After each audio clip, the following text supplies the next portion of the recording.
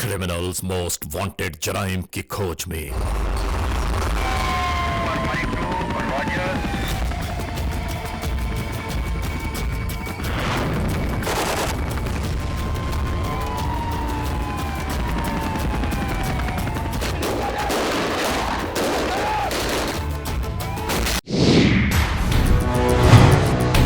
Criminals most wanted में इस बार देखिए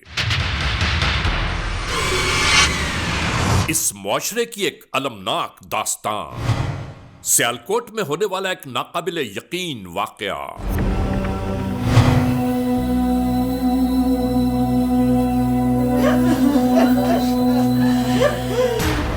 खूनी रिश्तों के बंधन में उलझा हुआ एक किस्सा पारीना।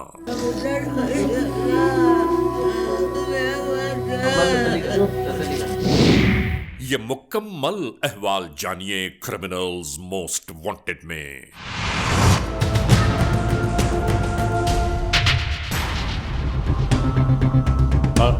ठीक है, बिल्कुल ओके, ठीक है बिल्कुल सही कर रहे हो। हाँ,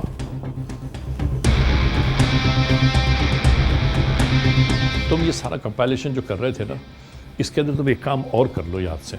सुनो, ये जो तुमने सारी चीज़ें जमा की हैं, इसके साथ साथ इन फोटोग्राफ्स का लेना बहुत ज़रूरी है, ताकि क्रिमिनल्स जितने भी हैं ना, इनकी कंपाइलेशन हो सके। तकरीबन 70% काम कंप्लीट हो चुका है। वेरी गुड, वेरी गुड, तुमने बहुत अच्छा काम किया है। सर असल में किला कालर वाला सियालकोट से काफ़ी डिस्टेंस पे था, तो जिसकी वजह से थोड़ी सी मुश्किलात हुई, लेकिन अब काफ़ी हद तक काम हो चुका है, जैसे ज़िया बोल रहे हैं। तो हमारा 70% काम कंप्लीट हो गया है। इंशाल्लाह बाकी भी हम कोशिश करेंगे जल्द से जल्द हो जाए। वेल डन यार, ज़बरदस्त, बहुत अच्छा है। जुर्म की तारीख रविश पर दौड़ते हुए मुजरिमों की तलाश में क्रिमिनल्स मोस्ट वांटेड। कानून के निगहबानों और जराइम पेश अफराद की कशमकश के दरमियान रिकॉर्ड किए हुए प्रोग्राम क्रिमिनल्स मोस्ट वांटेड। नाजरीन, क्रिमिनल्स मोस्ट वांटेड के हर एपिसोड में हम हमेशा यही तो कहते हैं कि हम इंसाफ और कानून की बालादस्ती चाहते हैं और सरकूबी चाहते हैं उन मुल्क दुश्मन अनासर की कि कानून जिनके लिए महज एक मजाक है। इंसाफ और कानून की यही सरबलंदी हमारे इस प्रोग्राम का मरकजी ख्याल है कि जिसका नाम है क्रिमिनल्स मोस्ट वांटेड। और आइए, हमेशा ही की तरह सबसे पहले हम आप सबको ले जा रहे हैं अपने क्राइम स्टेटमेंट बोर्ड की जानिब, कि जहां आप देखते हैं कि इस हफ्ते पूरे मुल्क में सरजद होने वाले जराइम की आदाद और शुमार क्या रहे। सिटीजन पुलिस लजान कमेटी यानी CPLC और हमारी यकजा की गई तफसीलात के नाते इस हफ्ते पूरे मुल्क में सरजद होने वाले जराइम की आदाद और शुमार।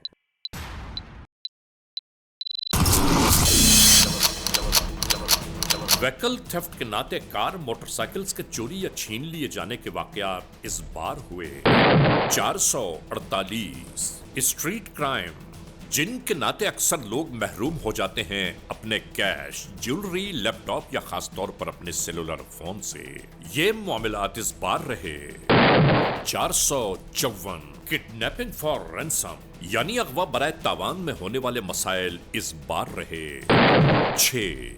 चोरी, डिक्वैती या रॉबरी में लिखे गए जराइम पूरे मुल्क से यकजा किए जाने वाले आदाद और शुमार के दोष पर ये कार्रवाइयां रहीं 2973। आपने देखा, सिटीजन पुलिस लजान कमेटी यानी CPLC और हमारी यकजा की गई तफसीलात के नाते इस हफ्ते पूरे मुल्क में सरजद होने वाले जराइम के आदाद और शुमार क्या रहे। और अब हम उस मोड़ पर आ गए हैं कि जहां हम आपके सामने पेश करते हैं नई केस फाइल। नाजरीन, सियालकोट के इलाके किला कालरवाला पुलिस स्टेशन की हदूद में सरजद होने वाला एक अजीब व गरीब नाकाबिल फ़हम वाक़या, कि जिस वाक़े ने वहाँ के रहने वालों को दहला कर रख दिया। हम इस वाक़े की बाज़गश सुनते हुए सियालकोट के इलाके में जा पहुँचे। नाजरीन, जब हमने इस प्रोग्राम को रिकॉर्ड किया, हमने क्या मनाज़र देखे, हम किस मंजिल से गुजरे हैं। हम चाहते ये हैं कि इस एपिसोड में हम वो सब कुछ आप तक पहुंचा दें, आपको आगाह करें, आपको ज़रूर बताएं कि इस माशरे के कुछ लोग आज किस नहज तक जा चुके हैं। शुरू करते हैं आज के जुर्म की दास्तान।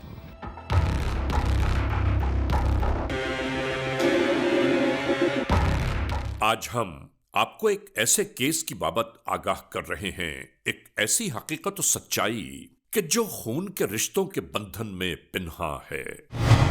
एक ऐसा वाकया कि जिसे सुनकर हम खुद हैरान और परेशान रह गए। यानी बार बार यही सोचें जहन के दरीचों पर दस्तक देने लगी कि अल्लाह ने इंसान को क्या बनाया और वो क्या बनता चला गया।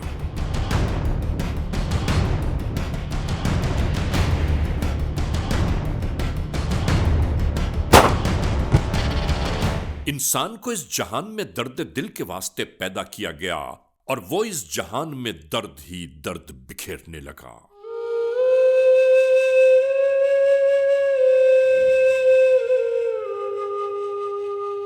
ऐसी ही एक दर्दंगेज दास्तान आज हम क्रिमिनल्स मोस्ट वांटेड का हिस्सा बना रहे हैं।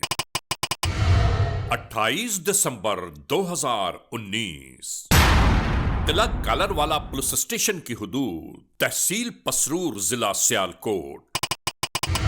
FIR नंबर 369/19, ई टैग 1549। ताजीरात पाकिस्तान बजुर्म जेर दफा 363 के तहत यह तहरीर ज़ाबिता कानून में लाई गई।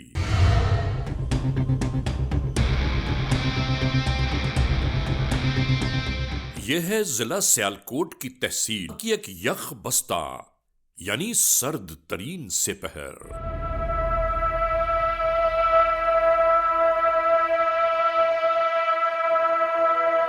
इस इलाके का अहवाल यहां बिल्कुल ऐसा ही था।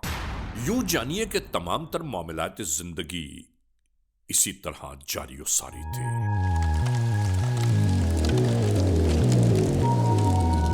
यहां मौजूद ये दोनों नन्हे मुन्ने भाई सर्दी की शिद्दत के पेश नजर हाथ तापने की जुस्तजू कर रहे थे। यानी 11 साला अहमद और 9 साला एहसन, ये दोनों गुलाम नबी के बेटे हैं।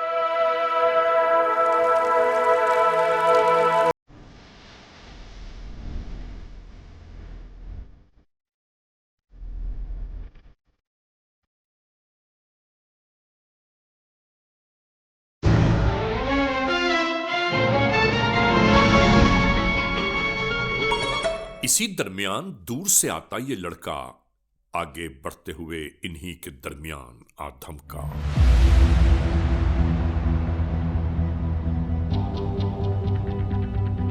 अंदाज़े गुफ्तगू से यह जाहिर हो रहा था कि ये दोनों एक दूसरे को अच्छी तरह जानते हैं।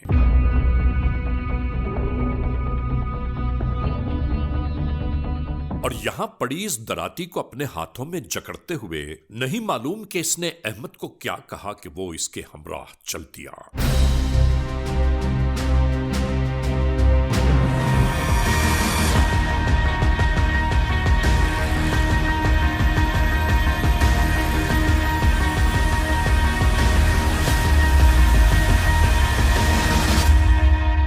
यूं ही महल्ले की राहों पर ये दोनों गामजन रहे।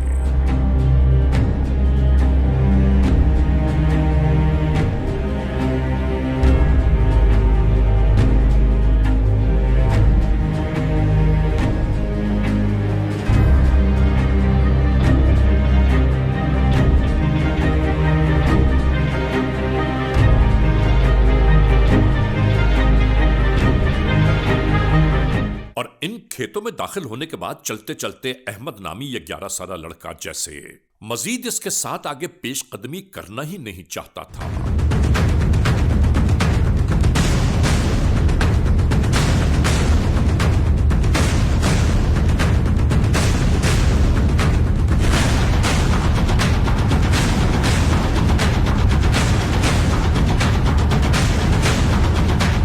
और यहां यही मरहला शुरू हो गया।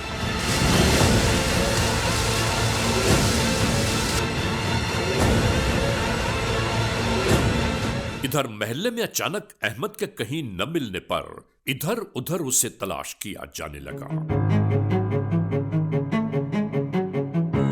छोटा भाई बताने लगा कि मैं घर के अंदर की जानिब गया था, जब बाहर लौटा हूं तो मुझे अहमद नहीं मिला।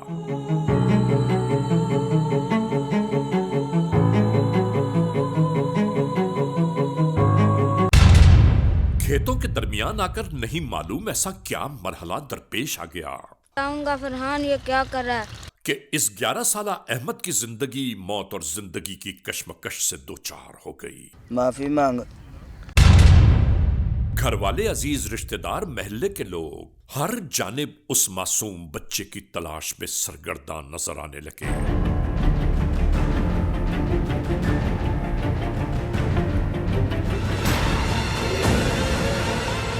और इधर खेतों के दरमियान आखिरकार 11 साला अहमद इस लड़के की वहशत और दरिंदगी का शिकार हो गया।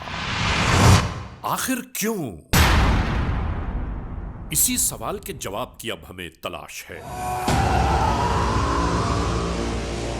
इस मकरूह कार्रवाई के बाद यह नाहिंजार इस लाश को पोशीदा रखने की तगदौ करने लगा। मासूम की जिंदगी को ताराज करके नहीं मालूम इसे क्या मिला। कौन सी अदावत, कौन सी रंजिश इसके जहन में हलचल मचा रही थी।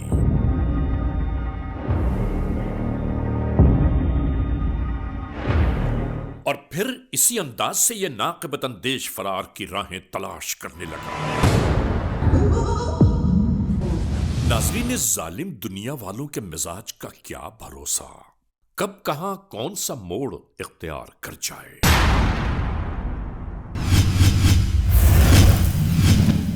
Criminals most wanted. नाज़रीन, क्रिमिनल्स मोस्ट वांटेड के इस एपिसोड में आज हम आपको दिखा रहे हैं सियालकोट के इलाके पुलिस स्टेशन किला कालरवाला की हुदूद में सरजद होने वाली एक अजीबोगरीब दास्तान। एक ऐसी रुदात के जिसमें 11 साला मासूम बच्चा मौत की वादियों में ढकेल दिया गया। आखिर ये सब क्यों हुआ? अपनी गुमशुदा औलाद के बारे में अहले खाना को कुछ मालूम ही न हो पाया कि आखिर वो कहाँ है। आदम मुंडे थे इकट्ठे करो ते डॉक्टर उधर जाके बैठ रहा होए। हसन ऐसा नहीं लब्बा डियागा, ऐसा नहीं लभदा पिया 5 वजे दा 5:30 वजे दा। अंदर भी है नहीं हो। अंदर सारे फोल छड़े ने, मुंडा नहीं लब्बा डिया, क्या नु पता ही लगन डिया कोई भी।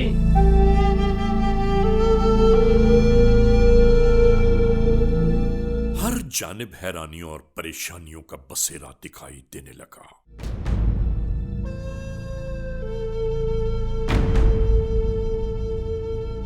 मुख्तलिफ मकामात पर तलाश का सिलसिला जारी था।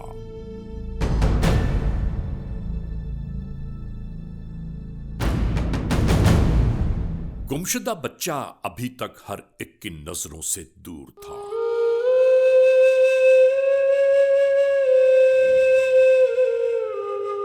नाजरीन, अंदाजा तो कीजिए कि उन अहले खाना का अहवाल क्या होगा कि जिसे मां समेट कर बिस्तर में लिटाती थी, वो इस लम्हे भी नजरों से ओझल है।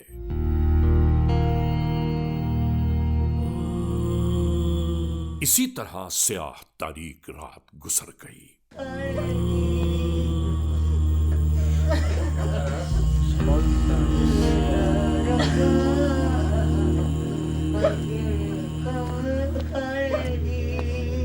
मासूम बच्चे के गुमशुदा होने की बाज़गश्त पूरे गांव में फैल चुकी थी।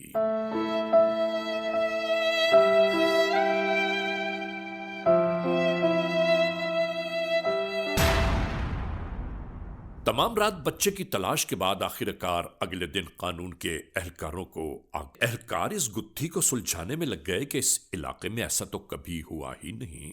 तो फिर आखिर ये सब क्या हो रहा है? शाम दिन नमाज मैं पढ़ ली तो मैं बह गया मंजी ते मुंडा जड़ा ना वो इत्थे बाहर निकलिया। ठीक है। दुध वाला आया तो उन्होंने आख्या साहब दुध लला, उन्हें दुध ले लिया।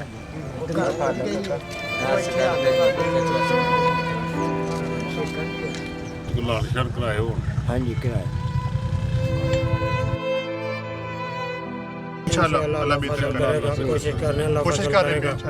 मुख्तलिफ लोगों से हकायक और शवाहिद जमा किए जाते रहे, मगर तमाम तर शहादतों के बावजूद भी कोई नई इत्तला मयस्सर न आ सकी।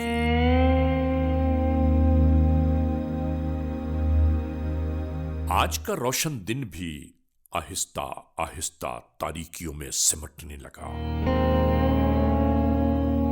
परेशान हाल घराने में हर जानिब मायूसियों के साए लहराने लगे।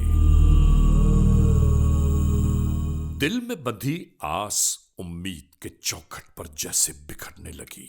हर जानिब से आहों और सिसकियों की आवाजें बुलंद हो रही थीं। मेरे पुत्र मारे जगे, मेरे पुत्र ने बगैर मारे। ऐ परवरदिगार, हर घराने पर अपनी रहमतें नाज़िल फरमा, हर एक को अपने हिफ्ज़ व अमान में रखना।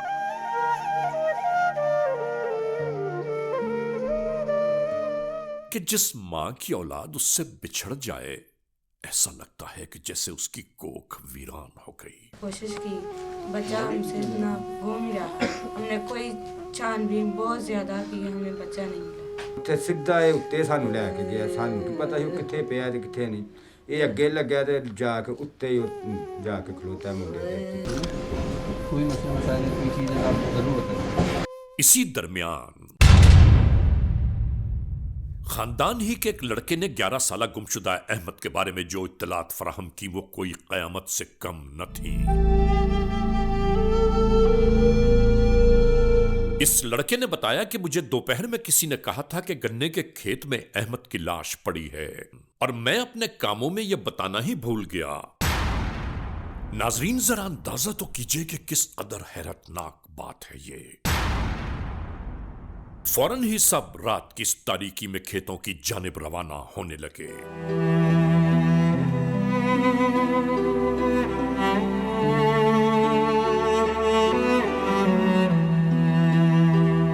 इसी दरमियान इलाका पुलिस को भी मिलने वाली इस इत्तला से फौरन आगाह कर दिया गया।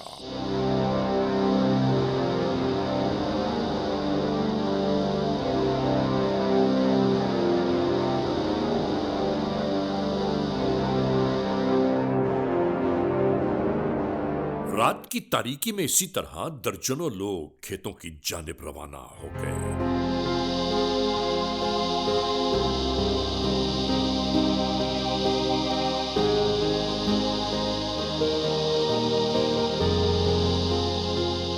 इस गन्ने की फसल में दाखिल होने के बाद हर एक इधर उधर तलाश करने लगा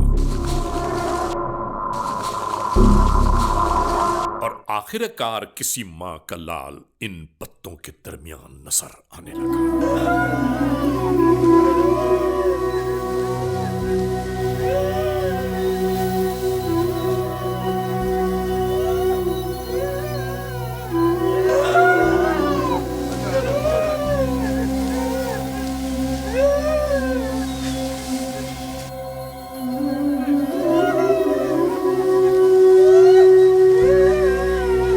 नाजरीन, कितना कठिन लम्हा है ये कि जब एक बाप अपने आंखों के सामने अपनी साकित औलाद को पड़ा देख रहा है।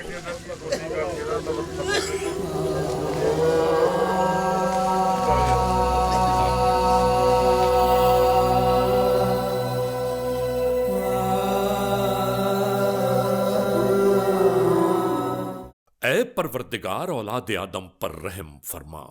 बार बार ये बाप लपक रहा था अपनी औलाद को सीने से लगा लेने के लिए।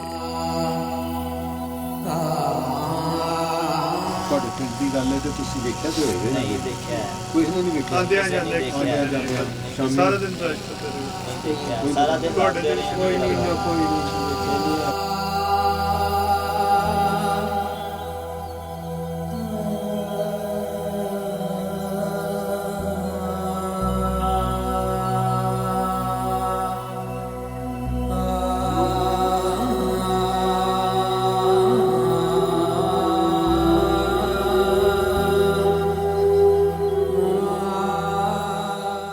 इसी तरह इस लाश को यहां से उठाया जाने लगा।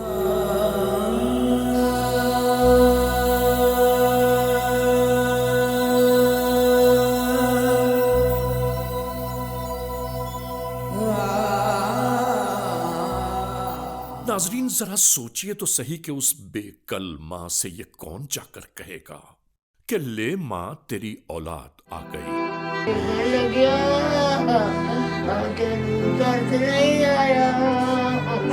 मिलने वाली इस खबर ने हर एक को यहां बेहाल कर दिया।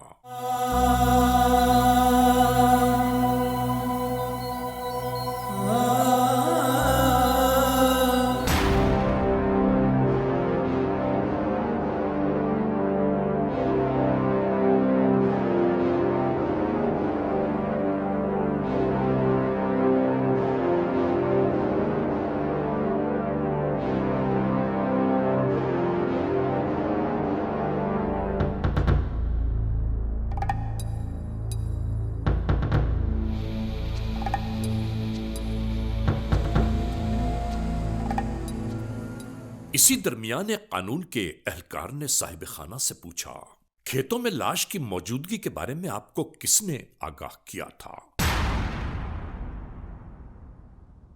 उन्होंने इस लड़के की जानिब इशारा कर दिया।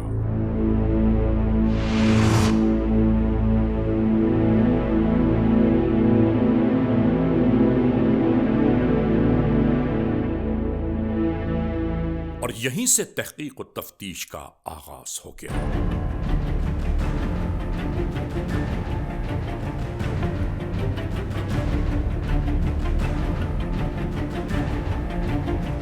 लड़के ने कहा कि मेरा नाम वो नहीं है जो आप ले रहे हैं, और कई दिन गुजर गए मैं इससे तो मिला भी नहीं। और नाजरीन, ये झूठ, मकर फरेब इसी तरह एक दरवाजे से दूसरे दरवाजे तक जाता रहा।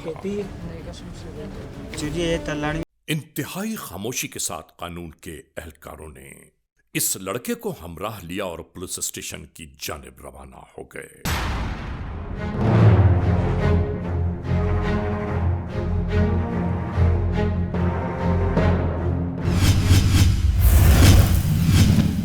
Criminals most wanted.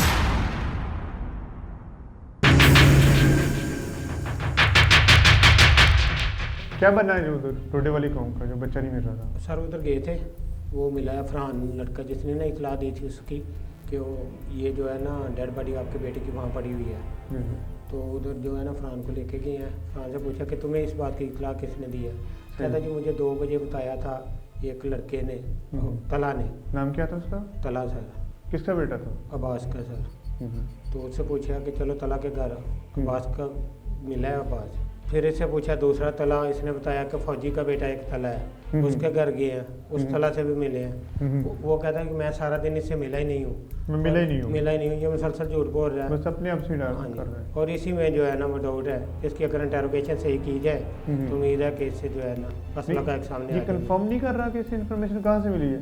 नहीं कंफर्म नहीं कर रहा है। इसे ये कहता है मुझे 2 बजे इतला दी है इसने, तला ने, लेकिन किसी तला ने इतला नहीं दी। तला नाम का बंदा है कोई नहीं। और ये खुद ही आके ना घर तो अपने कामों में लग गया, बजाय इसके कि उनको बताता। हो सकता है इससे कोई ऐसा पॉइंट मिल जाए जिससे हम ये केस ट्रेस कर सकते हैं। अभी लेके आए इसे, इंटरोगेट कर रहे हैं।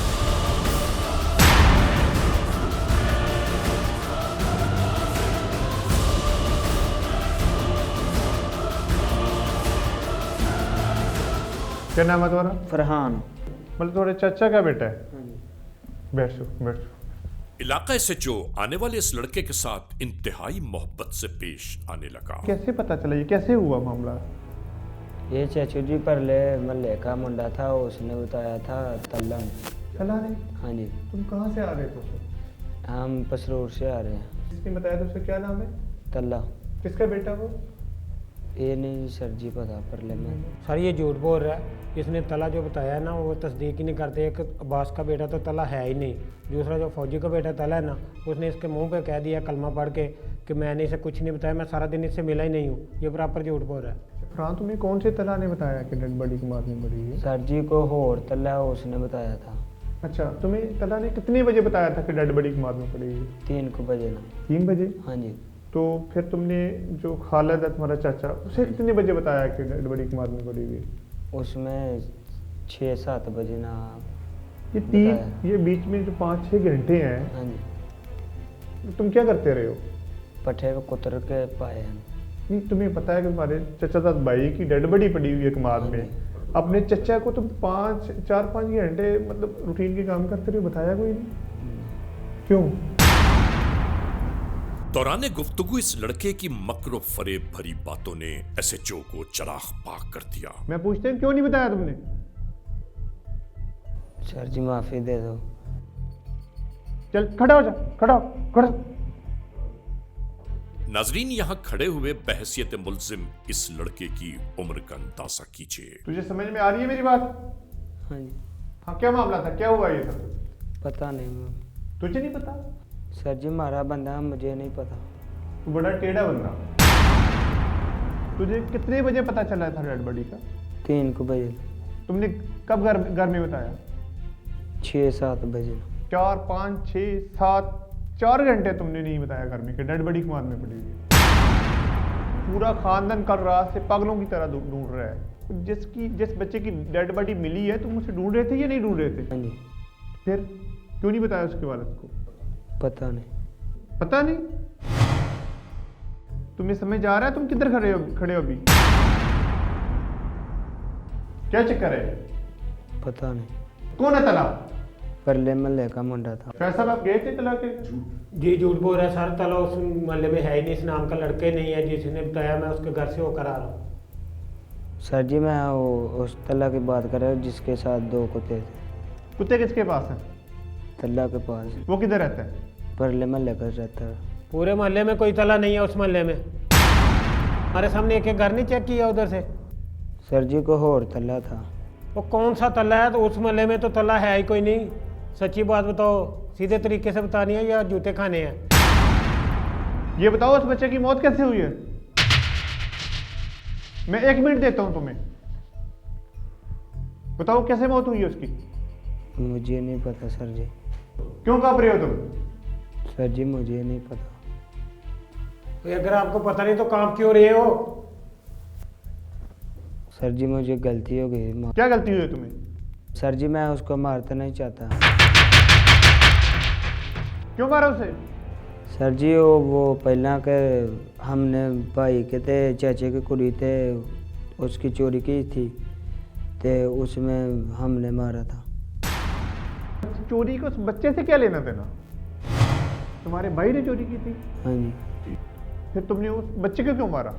गलती के साथ मारा था। बच्चे की जान ले लिए, तुम कह रहे हो उस गलती हो गई है? सर इसका जो बड़ा भाई है ना, उसने आसम के घर चोरी की थी, खालिद के घर चोरी की थी, और इसकी चचा की बेटियां दोनों ने मिलकर उसके खालिद के घर चोरी की थी। वो थाने नहीं आए, उधर पंचायत में वो सामान वापस कर दिया था। उसका भी रंज था इनको। उसको क्यों मारा फिर हसन को? सर जी वो उसके घर वाले के हमके बेइज्जती कराई थी। अगर उसके घर वालों ने बेइज्जती तुम्हारी कराई थी तो तुम उसके घर वालों की बेइज्जती करता? उस बच्चे का क्या कसूर था? गलती हो गई सर जी। एक मासूम बच्चे को तुमने जान से मार दिया, इतनी बेदर्दी से मार दिया, कहते हो गलती हो गई। ये कहता है कि 11 साला मकतूल अहमद मेरा चचाजाद भाई था और उसके घर वालों ने मेरे भाई पर चोरी का इल्जाम लगाया और अपने घर वालों की बेइज्जती का बदला लेने के लिए मैंने अहमद को मार दिया। अस्तगफिरुल्लाह रब्बी वातूब इलैह। ये लोग किस मोड़ पर हैं, किस जानिब जा रहे हैं? एक मासूम बच्चे के कत्ल के इल्जाम में इस लड़के की कितनी जिंदगी जेल की आहनी सलाखों के पीछे गुजरेगी। आज ये कानून की हिरासत में है, कल अदालत में पेश किया जाएगा और उसके बाद होगा इसके गुनाहों का फैसला। तुमने ये दरांती कहाँ से उठाई थी? हाथ सेक रहा था तो डर गया था। तुम नशा करते हो? नहीं सर जी। तुम्हारी उम्र कितनी है? 13-14 साल। इसे बंद करो, हवालात में हिरासत में लो अभी इसे। जो तकलीफ़देह बात यह है कि इन झगड़ों के अंदर मासूम जानें चली जाती हैं जिनका कोई कसूर नहीं। एक 11 साल या 12 साल के बच्चे का क्या कसूर है? ये सब के लिए सोचने का मुकाम है। पूरी सोसाइटी को अगेन मैं ये कहूँगा कि मिलजुल के इसमें काम करना होगा और हमें मिलजुल कर इन सारे मामलात को बहुत गहराई से देखना होगा और लोगों को हमने एजुकेट करना होगा कि इस तरह के जो छोटी सी लैंड होल्डिंग है, अगर आप उसमें किसी को कत्ल कर देंगे तो सारी ज़िंदगी आपकी मुकदमेबाजी में लग के जो बाकी जायदाद है वो भी बिक जाएगी और किसी के हाथ कुछ नहीं आएगा। तो इस लालच के बजाय खुदा की ज़ात पे तवक्कुल करना सीखें और अपने वसाइल के अंदर ज़िंदा रहना सीखें। नाजरीन, आपने देखा क्रिमिनल्स मोस्ट वांटेड के इस एपिसोड में आज के जुर्म की दास्तान का मुकम्मल अहवाल। हमने आपको दिखाया कि सियालकोट के इलाके किला कालरवाला पुलिस स्टेशन की हुदूद में सरजद होने वाली एक अजीब व गरीब नाकाबिल फहम दास्तान, कि जिस दास्तान के बारे में हम खुद हैरानी और परेशानियों के शिकार हो गए कि आखिर जुर्म ये सरजद ही क्यों हुआ। बहरहाल आज के इस एपिसोड को इस मोड़ पर इख्तिताम तक पहुंचाते हुए हमेशा ही की तरह आप तमाम दोस्तों से सिर्फ यही तो कहना है कि अगर खुदा न खास्ता ऐसे हालात, ऐसे वाक़यात, ऐसे मामलात मुल्क के किसी भी कोने में रूनुमा हुए हैं या हो रहे हैं तो बराह करम कानून के हाथ मजबूत कीजिए, हमें इत्तला दीजिए और याद रखिए कि इत्तला देने वाले का नाम हमेशा ही सी गैराज में रखा जाता है। cmw@arYnews.tv या हमसे फेसबुक पर राबिता कायम कीजिए, यानी अली रजा cmw@gmail.com। और आइंदा एपिसोड तक इंतजार कीजिएगा।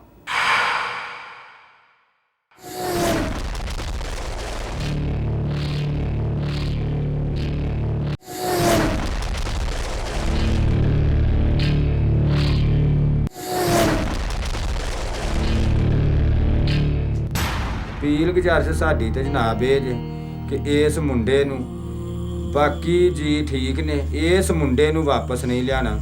ਇਹ ਜਿਸ ਤਰ੍ਹਾਂ ਮੇਰਾ ਬੱਚਾ ਗਿਆ ਇਹ ਵੀ ਵਾਪਸ ਉਸ ਤਰ੍ਹਾਂ ਹੀ ਆਏ। ਇਹ ਮਰਿਆ ਉੱਥੋਂ ਆਏ, ਅਸੀਂ ਰਾਜੀਆਂ ਫੇਰ, ਵਰਨਾ ਅਸੀਂ ਜੇ ਕੋਈ ਬੰਦਾ ਸਾਨੂੰ ਆਖੇ ਨਾ, ਸਾਨੂੰ ਕੋਈ ਬੰਦਾ ਨਾ ਇਹ ਗੱਲ ਆਖੇ ਕਿ ਤੁਸੀਂ ਇਹਨੂੰ ਛਡਾਓ, ਵਾਪਸ ਲਿਆਓ, ਜਿਸ ਤਰ੍ਹਾਂ ਮੇਰਾ ਬੱਚੇ ਨਾਲ ਹੋਈ ਹੈ, ਜ਼ਿਆਦਤੀ ਜ਼ੁਲਮ ਹੋਇਆ, ਇਸ ਤਰ੍ਹਾਂ ਹੀ ਇਸ ਬੱਚੇ ਨਾਲ ਹੋਏ।